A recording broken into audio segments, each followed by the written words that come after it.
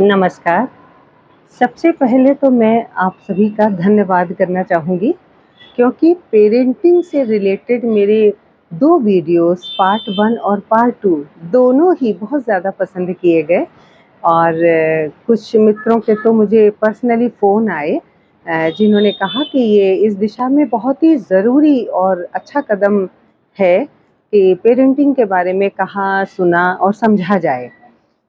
तो उसमें से 1-2 लोगों की ये ख़्वाहिश थी कि उनके टीनेजर बच्चों की परवरिश कैसे हो, इसके बारे में थोड़ा-सा ज़्यादा डिटेल उनको नॉलेज चाहिए थी कि जिससे बच्चे जो चिड़चिड़े हो जाते हैं, कहना नहीं मानते हैं और उनको मित्रता ज़्यादा पसंद आती है, उनका पढ़ाई में मन नहीं लगता है। ऐसे बहुत सारी चीज़ें हैं, जिसके बारे में वो थोड़ा विस्तृत रूप से जानना चाह रहे थे कि एक तो इन परिस्थितियों को कैसे समझें, अपने बच्चे का मन कैसे समझें, उसको कंट्रोल कैसे करें। तो इसी बात ने मुझको आज टीनेजर पेरेंटिंग के टिप्स के लिए वीडियो बनाने के लिए प्रेरित किया है। वाक़ई आज पेरेंटिंग एक जितना जटिल विषय हो गया है, आज से कुछ 40-50 साल पहले तक इतना नहीं था। अ, आराम से बच्चों की परवरिश हो जाती थी, बच्चे कब पल के बड़े हो जाते थे, पता भी नहीं चलता था। लेकिन समय बदलने के साथ-साथ माहौल में कुछ कमियाँ भी आई हैं, कुछ चेंज हुआ है, काफ़ी कुछ चेंज हो गया है, electronic gadgets, TV, media, mobile phones, इनकी वजह से जो भौतिकवादी चकाचौंध है, हमारे बच्चे कभी-कभी गुमराह हो जाते हैं और कभी-कभी तो मिसलीड हो जाते हैं, जिससे उनको सही ट्रैक पर लाना एक चैलेंजिंग काम होता है। तो सबसे पहले तो मैं ये कहना चाहती हूँ कि आज के दौर में जो पहले की पेरेंटिंग थी, उसको मत आप उदाहरण लेकर के चलिए। आज के दौर में पेरेंटिंग का काम कहीं मुश्किल और चैलेंजिंग हो गया है। आज पेरेंट्स और टीचर्स दोनों की ज़िम्मेदारी बहुत बढ़ गई है। स्कूलों में क्या पढ़ाया जाता है, ये उतना मायने नहीं रखता, बल्कि स्कूलों में कैसे मॉरल वैल्यूज़ दिए जा रहे हैं, ये ज़रूर मायने रखता है। स्कूल और कॉलेजेस में पढ़ाई जाने वाली कितनी ही पढ़ाई की ऐसी बातें हैं जो जीवन में ज़्यादातर काम नहीं आती, कहीं इम्प्लीमेंट ही नहीं होती हैं और ज़िंदगी में इम्प्लीमेंट होने वाली ऐसी बहुत सारी बातें हैं जो स्कूल और कॉलेजों में पढ़ाई ही नहीं जाती हैं। तो ज़रूरत है as a parent, as a teacher हमको टीन एज बच्चों की जो मानसिक समस्याएँ हैं, जो उनके इमोशंस चेंजेस हैं, उनको समझने की और उस हिसाब से बहुत सतर्क और प्रेम भरा कदम उठाने के जिससे हमारे बच्चे गलत ट्रैक पर ना चलें और हम राष्ट्र को एक सही युवा या युवती समय आने पर दे सकें। मेरा पर्सनली ये मानना है कि अगर बच्चों में ह्यूमन वैल्यूज़, मानवीय गुणों को हमने अच्छी तरह से आ जाने दिया, तो बच्चे कभी जीवन में असफल नहीं होंगे, वो कुछ ना कुछ बेहतर ज़रूर कर लेंगे। और उसके लिए ज़रूरी है हमको भी अपनी कथनी और करनी, इन दोनों में समानता रखनी होगी। बच्चे बहुत ऑब्ज़र्व करते हैं, इनफैक्ट पेरेंट्स बच्चों के पहले रोल मॉडल होते हैं। बच्चे जो बच्चा जब बहुत छोटा होता है, तब से अपने माता-पिता में जो क्वालिटीज़ या जो बुराइयाँ देखता है, जो देख-देख के बड़ा होता है, वो कहे सुए सुने बिना ही उसके मन मस्तिष्क पर अंकित होती चली जाती हैं और बच्चे के पूरे पर्सनैलिटी पर उसका बहुत ज़्यादा प्रभाव पड़ता है। बच्चे की पर्सनैलिटी घर के माहौल से बहुत कुछ अफ़ेक्टेड होती है। एज़ ए पेरेंट सबसे पहला हमारा जो ध्यान देने का विषय है वो ये होना चाहिए कि बच्चे के मार्क्स भले कम आएँ या ज़्यादा आएँ, उससे बेहतर ये है कि बच्चे की संगत गलत ना हो, बच्चा गलत रास्ते पर ना चले, उसमें कोई बुरी आदत ना आ जाए। बुरी आदतें पढ़ने में टाइम नहीं लगता, लेकिन अगर बुरी आदतों का शिकार बच्चा हो जाता है तो वापस उस सही ट्रैक पर लौटना बहुत मुश्किल होता है। ये हम बड़े भी जानते हैं क्योंकि हमें जो व्यसन अपने बाल्यावस्था या किशोरावस्था से लग चुके होते हैं उनको समाप्त करना, ख़त्म करना बहुत बहुत मुश्किल होता है।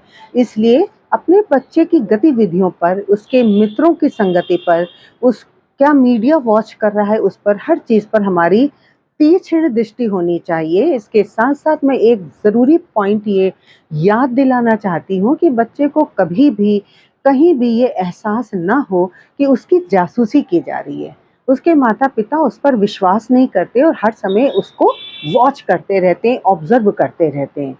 ये अविश्वास पनपने का बहुत बड़ा कारण हो सकता है, जिससे बच्चा आपके साथ ओपन ही नहीं हो पाएगा। हमें करना क्या है? हमको बहुत समझदारी से काम लेते हुए बच्चे के संग दोस्ती स्थापित करनी है, उससे मित्रवत संबंध स्थापित करना है, जिससे बच्चा खुल के अपने दिल की बात हमसे शेयर कर सके। इस उम्र में हार्मोनल चेंजेस होते हैं, जिसकी वजह से बच्चा, चाहे वो लड़का हो या लड़की हो, दोनों ही एक अलग दुनिया में चल रहे होते हैं। उनको लीक पर जो चलती हुई बातें होती हैं वो बिल्कुल नहीं सुहाती। उनको माता-पिता के और टीचर के निर्देश बहुत बुरे लगते हैं। वो अपनी एक अलग ही दुनिया में विचरण कर रहे होते हैं, ऐसा सब कुछ सामान्य है। अगर आपके बच्चे में ये सारे फीचर्स आपको देखने को मिल रहे हैं, तो इसका ये मतलब नहीं कि बच्चा आउट ऑफ कंट्रोल हो गया और अब सब कुछ गड़बड़ हो गया। ये सामान्य है। अगर आप अपनी उम्र को भी याद करें, तो सभी के जीवन में ऐसे चेंजेस आए होते हैं, जब बड़ों की नसीहत हमें गलत लगती है और हमारा मन आक्रोशित हो उठता है कि ये बिना वजह ही हमारे ऊपर हर समय रोक-टोक लगाते रहते हैं। तो ज़रूरत ना पड़े रोक-टोक लगाने की, इसके लिए क्या करें? इसके लिए सीधा-सा, सरल-सा उपाय यही है कि एक तो बच्चे को अन्य लोगों के सामने, भले ही वो आपका बड़ा परिवार ही क्यों ना हो, दूसरों के सामने कभी भी बुरी तरह से डाँटे-फटकारे नहीं। उसकी गलतियों को चुपचाप ऑब्ज़र्व करें और धीमे स्वर में उसको समझाएँ। और अकेले में अगर आपको डाँटना है, तो आप अकेले में उसको डाँटिए, उसको टाइट कीजिए और जो गलती उससे हुई है, उसका गलत परिणाम उसको ज़रूर बताइए कि ऐसा बोलने से, ऐसा करने से, ऐसा दुष्परिणाम हो सकता है। बच्चों के संग फ्रेंडली बिहेवियर रख के हम उनके मन की बातें जान सकते हैं और उस हिसाब से उनको गाइड कर सकते हैं। हो सकता है उनकी दोस्ती आजकल अपने साथ में पढ़ने वाले किसी लड़के या लड़की से हो रही हो और जिसमें उनको बहुत आनंद आ रहा हो, वो उनको लग रहा हो कि अब तो इसी के साथ सारा जीवन मेरा बीतना है। ये भी असामान्य नहीं है। इन बातों को बहुत मैच्योरिटी के साथ हैंडल करने की ज़रूरत है। समय के साथ-साथ ये इन्फैचुएशन हो सकता है खुद ही ख़त्म हो जाए और अगर नहीं ख़त्म होगा, तो आपको बच्चे को इस तरह से गाइड करना है कि वो अपनी पढ़ाई-लिखाई, अपने स्पोर्ट्स, अपनी एक्टिविटीज़ से विरत ना हो। वो साथ-साथ उसमें अपने बाकी चीज़ों में मन लगाए और कभी फ्यूचर में हो सकता है अगर बच्चों का आपस में साथ बना रहा है, तो वो आगे जा कर के भी दोस्ती कायम रख सकते हैं। ये उनको आप समझा सकते हैं कि ये तो दोस्ती है, जैसा तुम्हारे अपने क्लास में पढ़ने वाले लड़के के साथ है या लड़की के साथ है, वैसे किसी के भी साथ हो सकती है। तो दोस्ती करने में कोई हर्जा नहीं है, लेकिन अपने करियर पे, पढ़ाई-लिखाई पर, अपने स्पोर्ट्स पे, अपनी हेल्थ पे, इन चीज़ों पे बहुत ध्यान देना है। और बच्चे को आप अच्छे डाइट के बारे में बताइए। उनसे जब आप बात करेंगे, उनको अच्छी डाइट की इम्पोर्टेंस बताएँगे। अगर वो बाहर का खाना खाना चाहते हैं, तो कोई हफ़्ते में 1 दिन ऐसा बनाइए कि आज बाहर से खाना ऑर्डर कर लेते हैं या आज घर में पिज़्ज़ा बना देते हैं। तो एकदम से किसी भी खाने को, किसी भी चीज़ को बुरा और बैन करने वाली बात मत करिए। अगर आप घर में किसी चीज़ को बैन करेंगे, तो बच्चा बाहर से अपनी पॉकेट मनी से उस चीज़ को पूरी कर लेगा, आपको बताएगा नहीं। फ़र्क इतना है कि अगर जहाँ हम फ्रेंडली व्यवहार करके बच्चे की सारी बातों को जान सकते हैं, वहीं हर समय डाँट-डपट करने से काम वो सारे करता रहेगा, सिर्फ़ हमें पता नहीं चलेगा।